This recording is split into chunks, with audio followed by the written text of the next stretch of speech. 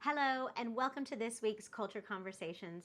I'm Danielle Peters, and as always, I'm sharing reflections from real conversations I've had with early learning leaders this past week.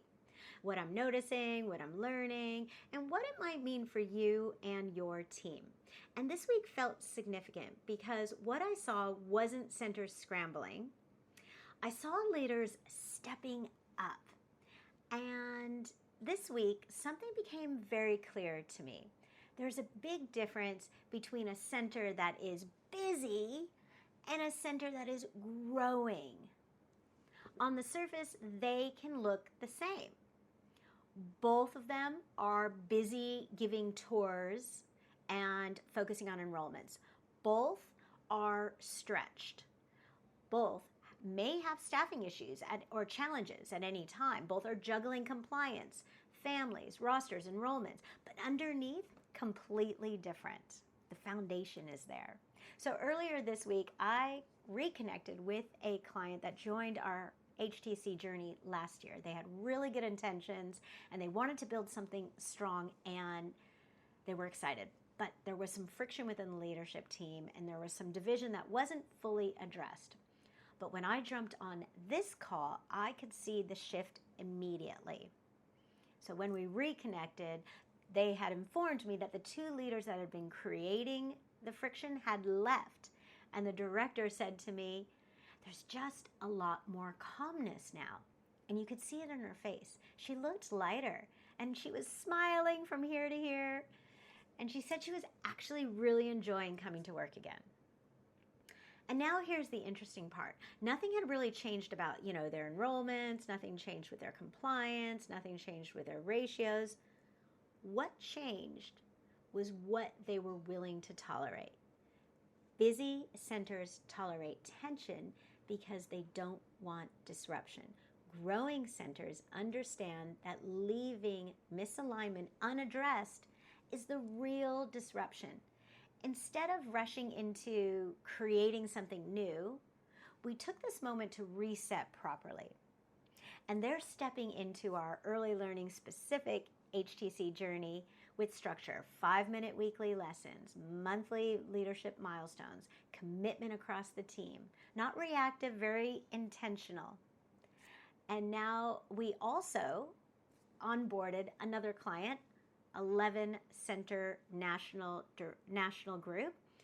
And I was super excited about this. And I had the opportunity to meet with their senior leadership team again. And this time we were planning how we were going to successfully launch the HTC program across their centers. Not just roll it out, but properly launch it. And we talked through what a strong launch looks like. And because when you're doing culture as a group, you don't want to just send an email out. You really want to invite them into something. So we discussed how I'll present an overview of the HTC journey to the directors from all of the centers.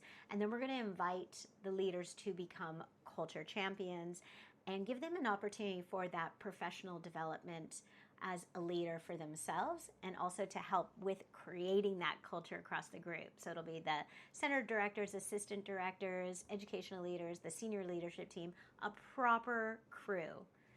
And I loved how excited they were. Everybody was super enthusiastic on this call.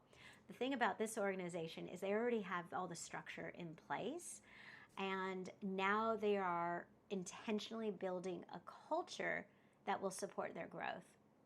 Because when you are operating across 11 centers and expanding, culture becomes your consistency tool. Without it, standards drift, expectations get interpreted differently, and each center has the potential to operate in their own little world. But when culture is aligned, language is aligned, leadership expectations are aligned, and you create strength across the group. And what really stayed with me is their mission.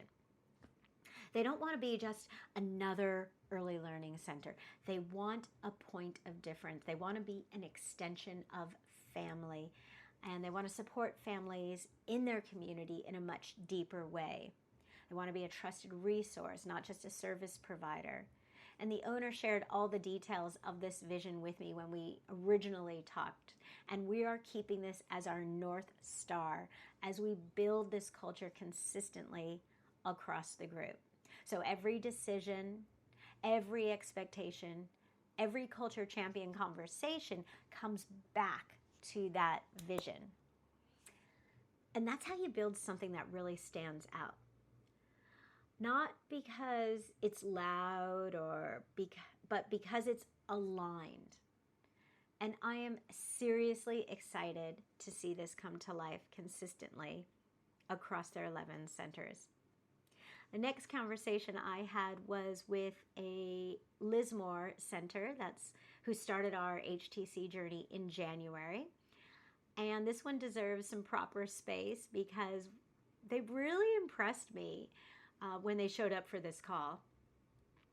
And, it wasn't what I did before the call. It was really just how they showed up prepared. And this was our first consult. So they took all of their notes. They met actually before we met on the call, and then they had all their notes with them. They had already discussed all of the lessons, and they were really looking at that leadership piece and what stood out for them. And they discussed the leadership and impact module and not just what it meant to them personally, but what it meant to the team. And that tells me everything. This is not passive participation, right? This is ownership. And they weren't waiting for me to kind of tell them what the next step meant. They were really wrestling with it themselves. And they talked about how their leadership habits ripple across the center, how tone consistency and follow through impact educator confidence, and how energy sets the standard for what's tolerated and what's not. And the area manager is going through this journey right alongside the directors, and I absolutely love that, because when an area manager chooses to sit in the learning, reflect on her own leadership habits, and grow with the center directors, that changes the dynamic completely. She shared that she's really enjoying the time to reflect on how she shows up personally, not just what needs to be addressed across the center, but what she can really adjust in herself. And that's like maturity, true leadership. I could feel that this group is really serious, so we're going to have some fun working together over the next additional 4 months. And they're not just consuming the content, they were really like engaging in it, they were discussing it, they're applying it. And that's why I can tell that this Lismore Center is going to do great things. So watch out, Lismore. Next was a monthly client consult with another smaller group, 2 centers in New South Wales, family owned. And I met with the 2 center directors and the owner, and honestly, I really enjoyed this conversation too. It had a different focus, and that's what I love about these calls. Obviously, I always go in with a plan of what we want to discuss, but if the client needs something different, I get a little excited because I know whatever they're working through, other leaders need that support as well. So this call ended up being mostly about team meetings and how to lead successful meetings, and really how to embed that positivity and how to make in-room huddles actually a little more useful, and how to ensure culture isn't the first thing dropped when time runs tight. Because meetings are one of the biggest culture levers that you actually have at your disposal. So I understand that we don't want to meet just to meet, but meetings are where expectations can get repeated, standards are set, alignment happens or doesn't happen. You getting together and you create, that connection. So we talked about expectations and going into that meeting with more of a plan to keep it on track. So I loved it. It was another great catch up. They were coming up with ideas. They were implementing their ideas, and they were starting to make their culture visible, and they were taking action. And yeah, it was just another great call. Now, in our next call is with a leader that's been 16 years at our center. And I asked her, like, Nikki, why did you want to go with Happy Team Culture with all of your experience? And she said, well, one day she is going to eventually leave the center, and she wanted to create a culture that would last beyond her. And I thought that was a really selfless leader. And we are creating a cuddly culture. And on her call, we reviewed all the things that she's already doing. And I wanted to help her showcase this, because what I find is a lot of leaders, they're doing a lot of great things, but they don't know how to pull it all together and showcase it. So if you're struggling with trying to attract quality educators, your culture is that standout piece. It can be quite powerful as a point of difference. So on this journey, my goal is to really help her showcase her culture in our culture storybook that we're going to put together for her. And it's going to make that culture visible. And so once it's visible, it becomes like a magnet. And it's like that signal. You can help it with, it can help retention. It can help recruitment.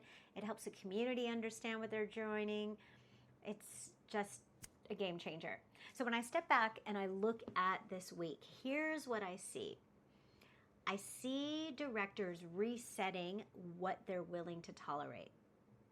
And I see leadership teams preparing before our calls and holding each other accountable. And I see area managers reflecting on their own habits. I see family-owned centers strengthening their operational rhythm. And I see a large national group choosing to build culture before growth forces them to. That's culture maturity. And that's the difference between busy centers and growing centers. Now, let me speak directly to the owners and senior leaders who might be listening. If you're responsible for multiple services and you're planning to grow, or you want your centers to stand out in your region, you cannot scale inconsistency. You can only scale what is clear, visible, and protected. So the real question is, are you simply managing busy centers, or are you intentionally building a culture that can be duplicated across locations, protected by your leaders, and sustained beyond any one individual? Because growth will amplify whatever foundation you already have. If that foundation is unclear, growth exposes it. If that foundation is strong, growth accelerates it. If you're ready to build a culture that supports growth instead of scrambling to fix it later, I'd love to connect. Until then, keep blooming.